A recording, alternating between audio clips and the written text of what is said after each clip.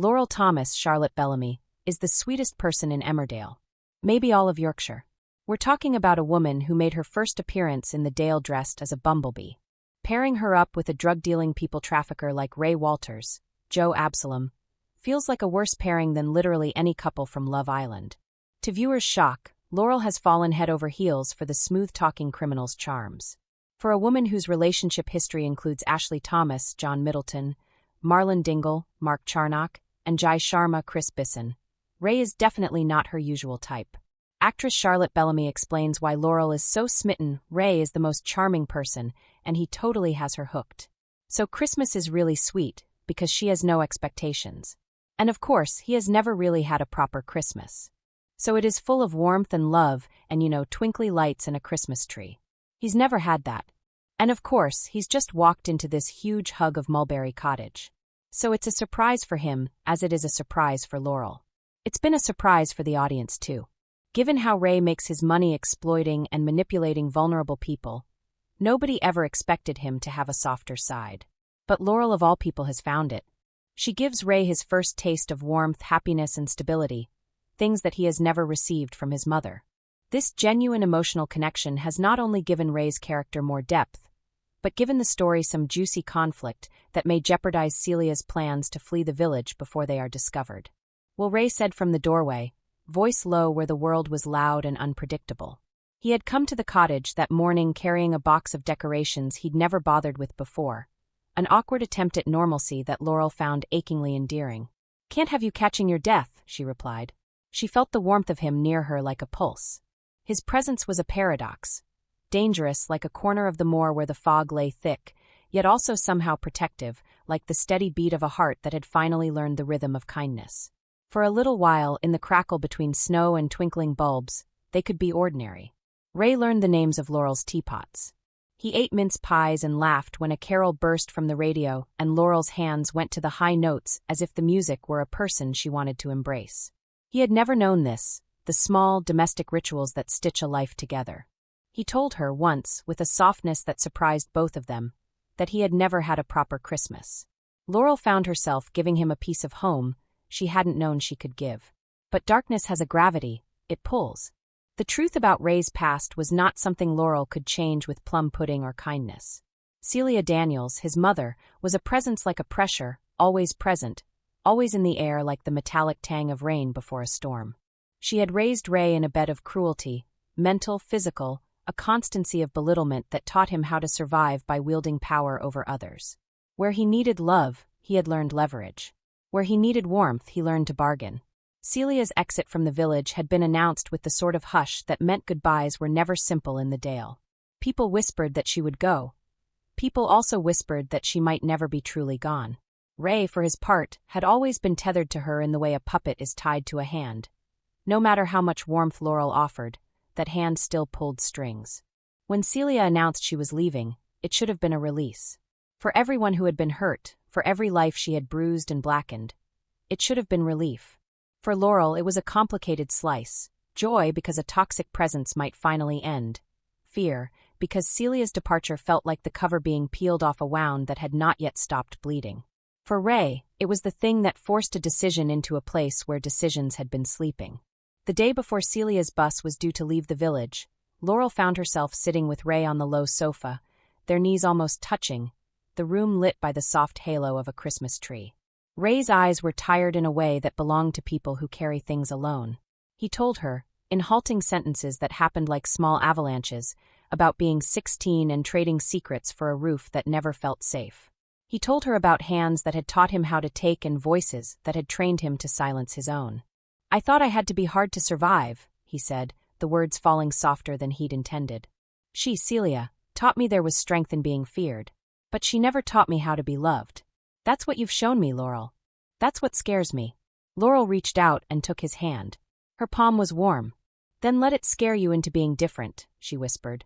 That night, when the world felt like a well-spun globe of domestic safety, Ray's phone buzzed. A single message, a single ember. Celia needed him. The message might have said anything. A fevered plea, a command, a reminder of debts unpaid, but the implication was the same. Bow to the past or burn the life you were beginning to build.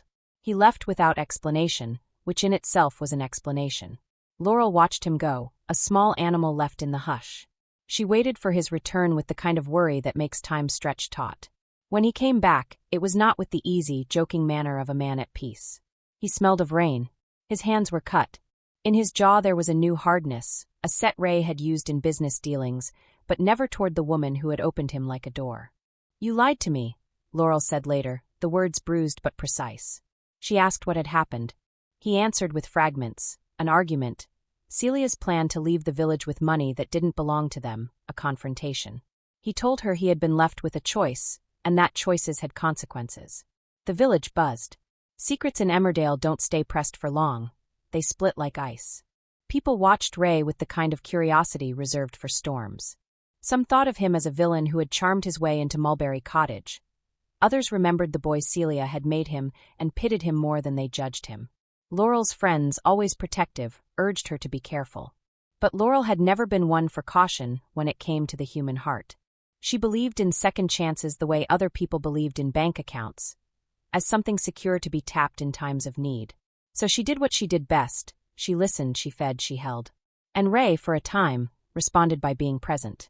He showed up with small, considerate gifts, admitted to things with the kind of shame that burns and purifies. Still, the floorboards of their life creaked. Celia's shadow was long, and the truth about Ray's past actions, the people harmed, the deals that left lives in tatters, tugged like an old scar. There came a night, not long before Celia's scheduled exit, when Laurel found herself awake at 2 a.m, worried and restless. She made tea and sat at the kitchen table, the steam rising like questions. Then, as if a thread had been pulled taut, she heard the front door open. Ray walked in as if he had crossed a border and returned changed. His face was not the face of a man who had seen the worst and come back wiser. It was the face of someone carrying consequences. "I've done something," he said. The sentence was a pebble dropped into a deep well. Laurel's breath stopped. "What?" He told her about a shipment he had overseen, a transfer, a ledger entry, that involved people who would be pawns in Celia's last scheme. Money laundered through a chain of false charities, names erased, lives bought and sold. He told her he had had a hand in it. He told her, with a voice that knew the taste of regret, that Celia had wanted to take the proceeds and vanish. "She didn't want to face the law," he said. "She never did. She'd rather make herself disappear than pay for what she's done. I thought I could stop it. I thought I could." The sentence dissolved. "I couldn't." Laurel's world narrowed to the point of a pin. Everything she loved about Ray, his vulnerability, the way he loved her in small rituals, collided with the evidence of lives he'd helped shatter. The question of redemption dropped into the room like a live coal. Could someone who had been built by abuse break the mold and become someone who healed instead of harmed? Was love enough? "You have to tell someone," Laurel said.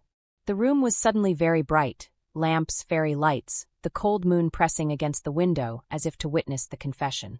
"You have to help the people you hurt. You have to stop her." Ray's first reaction was to shrink. "If I go to the police, Celia will." His voice broke on the name. "She'll vanish. I don't want to see her go like that." Laurel thought of Celia leaving before consequences had touched her, a final, insolent escape. She also thought of the frightened faces of people Ray's actions had affected. She thought of the fundamental justice she felt in her bones. It was a crucible of moral choices, and in the center stood Ray, trembling like a man at a ledge. That night, Laurel didn't decide for him. She pressed her forehead to his and offered him what she had to give, belief. "You can still be the man you say you want to be," she said. "You don't have to run. Redemption in Emmerdale is not cinematic. It doesn't arrive with trumpets or sudden revelations. It comes as a series of small, terrible, courageous steps, the kind that make a person's hands shake because they are being used for the first time to do something brave." Ray chose the slow, painful honesty. He went to a solicitor. He made a list of names. He called people he had wronged and apologized in private, not for a headline but because the thing that had made him cruel, the belief that power was the only language, was cracking, and where the cracks were, light could come in. News spread. Celia heard about his confessions and called him vile names that had been training him for years. She threatened him. She cried and promised lies. She said things that were designed to make Ray feel as small and twisted as she had taught him to be. For a long time, Ray trembled under the weight of her voice. Then, in a moment that felt like a small miracle and a terrible, inevitable justice, Celia left, not the graceful, smug departure some had expected, but dragged out under the flux of the law. It was not exactly victory. The process was messy and bureaucratic, and it cost people things they could not get back. But she could not simply slip away. Ray, for his part, did not walk out of court like a man reborn. He walked out like a man who had begun to bear the consequences. He was not innocent, he owned that. He had to make amends, to work in daylight where he had been content to live in shadow. He took a job with a charity that handled rehabilitation for trafficked individuals. The irony of it was not lost on anyone. It was honest work, low pay, high recompense in the currency of repair. He handed himself over to scrutiny. He listened, apologized, wrote restitution where possible. He went to therapy, and sometimes the sessions were like someone learning a new language at 42. Clumsy, often tearful, full of frustration, but learning nonetheless. Laurel watched him with a kind of cautious admiration. She would not pretend the road was easy. There were nights when villagers threw barbed looks, when acquaintances who had once assumed the worst met his apology with suspicion. There were nights when Ray himself wanted to slip back into the habits that had once protected him, to trade warmth for control. But Laurel, ever patient, held the steady light. She celebrated the small things. A call to check he had eaten, a day he turned down an easy, illegal take, a letter he wrote to someone he'd once harmed to offer restitution. People in Emmerdale debated. Some said no one like Ray could be redeemed, the damage was too deep. Others said heaven knows if there were angels in the people who organized charity drives and cuffed themselves to the rails to protest cruelty. Redemption, the villagers concluded by turns, is not a single act. It is a habit. Ray built new habits. He ran a soup kitchen on Sundays.